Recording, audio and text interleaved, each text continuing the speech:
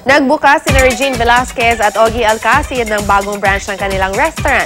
Present sa opening ang ilang celebrity friends sa mag-asawa gaya ni Quezon City Mayor Herbert Bautista, Leo Martinez, Kyla and Rich Alvarez, Gwen Zamora at Jeric and Jeron Teng. Hands-on daw si Ogie sa kanilang negosyo at iba pang trabaho at naiintindihan naman daw ito ni Regine. Bukod naman sa pagiging negosyante, pinaghahandaan na ng Asia Songbird ang kanyang concert tour sa Amerika kung saan isasama niya ang anak nilang si Nate. Nagpasalamat naman si Regine sa lahat ng patuloy na nagdarasal para sa paggaling ng ama niyang si Bang Jerry na naka-confine ngayon.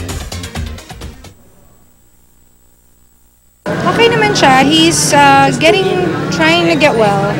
So prayers pa, we need more prayers. Nagpapasalamat ako nga sa lahat ng mga kaibigan namin na walang patid ang pagdadasal.